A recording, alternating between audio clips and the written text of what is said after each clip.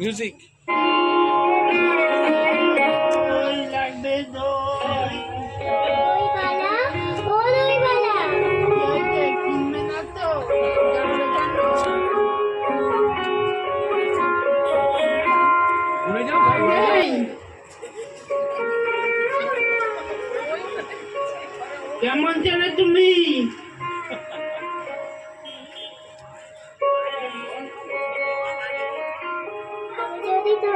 আমি যদি তোমার সঙ্গে চলে যেতে পারতাম তাতে যেত। আমার সাথে? হ্যাঁ গো হ্যাঁ, তোমার সাথে। দূর থেকে ডাকতে ডাকতে চলে আসছো, শুনে আমার মনটা কেমন করছে। বাবা এখানে বসে কি করছো? কবিরাজ আমাকে বেরোতেন বারণ করেছে, তাই আমি সারাদিন এখানে বসে থাকি। বাচ্চা তোমার কি হয়েছে? আমি জানি না আমার কি হয়েছে। আমি তো কিছু পড়িনি, তাই জন্য আমি জানি না আমার কি হয়েছে। দইবালা, তুমি কোথা থেকে আসছো? আমাদের গ্রাম থেকে। তোমাদের গ্রাম? তোমাদের গ্রাম কি অনেক দূরে? সেই পাঁচমুল পাড় শ্যামলা নদীর ধার। পাঁচমোলা পাহাড়, শ্যামলী নদী, কি জানি, মনে হয় আমি তোমাদের গ্রাম দেখেছি, তবে সে আমার মনে পড়ে না। তুমি দেখেছো? পাঠশালায় কোনোদিন গেছিলে নাকি? না না, আমি কোনোদিনও যাইনি, কিন্তু আমার মনে হয় আমি কোনোদিন দেখেছি। বড় বড় গাছের তলে তোমাদের গ্রাম, আর আমার রাস্তা ধারে। ঠিক বলছো বাবা, ঠিক বলছো। সব পাহাড়ে গায়ে গরু চড়ে বেড়াচ্ছে। কি আশ্চর্য, ঠিক বলছো। গরু চড়াবে কি খুব চড়ে? মেয়েরা সব নদী থেকে মাথায় কলসি করে জল তুলে, মাথায় লাল শাড়ি পরা যায়। বাবা ঠিক কথা। আমাদের পাড়ার গলা পাড়ার মেয়েরা নদী থেকে জল তুলে নিয়ে যায় কলসি করে। লাল শাড়ি পরা তা নয়, কিন্তু বাবা তুমি নিশ্চয়ই কোনো বেড়াতে গেছিলে? সত্যি বলছি দইবালা, আমি কোনোদিনও যাইনি। কবিরাজ আমাকে যেদিন বেরোতেন বলবেন, সেদিন তুমি আমাকে তোমাদের গ্রামে নিয়ে যাবে। নিয়ে যাবো। আমাকে তোমার মতন দই বেচতে শিখিয়ে দেবে গো। ওরকম বাঘ কাঁধে নিয়ে, ওরকম ঘুরে রাস্তা দিয়ে। মরে যাই, মরে যাই। তুমি আমার মতো দই বেচতে যাবে কেন?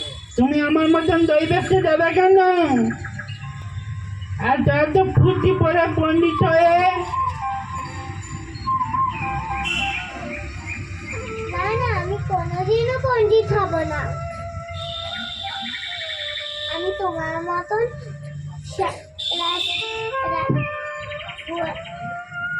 রাস্তার ধারে গোয়ালপাড়া থেকে দই নিয়ে এসে দূরে দূরে গ্রামে গ্রামে দই বেচে বেড়াবো। কিরকম করে বলো? দই দই, ভালো দই। সুরটা আমাকে শিখিয়ে দিও। এই সুর কি শেখাবা সুর? না না, ও সুরটা আমার খুব ভালো লাগে। আকাশে পাখি ডাক শুনলে মন যেমন উদাস হয়ে যায়। তোমার ডাক শুনেও আমার মনে হচ্ছিল, কি জানি কি মনে হচ্ছিল।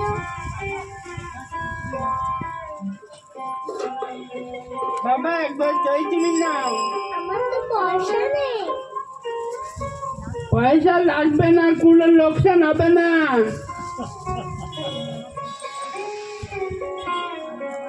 আমার দই গেলে কত খুশি হবে জানো? আচ্ছা দইবারে তোমার তো অনেক দেরি হয়ে গেল। কিছু দেরি হয়নি, আমার কোনো লোকসান হয়নি। দই বেলতে কত সুখ আজ আমি তোমার কাছে শিখলুম।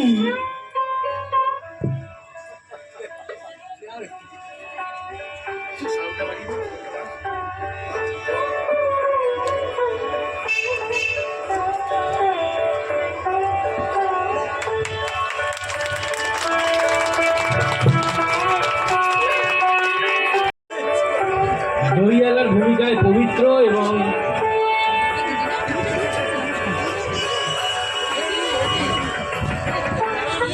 এবং অমলের চরিত্রে আমাদের সকলের ছোট মধুশ্রী, এবং এই পুরো আয়োজনে রঞ্জনা মান্না, এই নাটকের আয়োজনে এবং দুঃসাহসিক আয়োজনে দুদিনের রিহার্সালে এই ধরনের আয়োজন করা খুবই শক্ত। আমরা মঞ্চটা গুছিয়ে নিচ্ছি। মঞ্চ জগতে বিভিন্ন কাজে প্রতিষ্ঠিত, আমি রবীন্দ্রভারতীতে অধ্যাপনার কাজে, এবং একে একে আমাদের যারা যারা বন্ধু বান্ধব ছিল সকলেই বিভিন্ন জায়গায় তারা যুক্ত হয়েছে।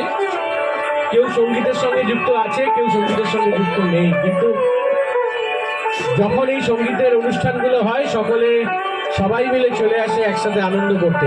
কিন্তু সেই শুরুটা কিন্তু এভাবেই হয়, বারবার ভুল হতে হতে, মুখস্থ ভুলে যেতে যেতে, ঠিক হতে হতে তবে একদিন পারফেক্ট হওয়া যায়।